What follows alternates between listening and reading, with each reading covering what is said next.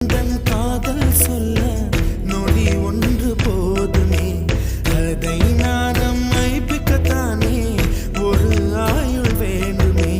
இல்லை இல்லை சொல்ல ஒரு கணம் போதும், இல்லை என்று சொல்லை தாங்குவதென்றால் இன்னும் இன்னும் எனக்கு ஒரு ஜன்மம் வேண்டும். என்ன சொல்ல போகிறாய், என்ன சொல்ல போகிறாய்?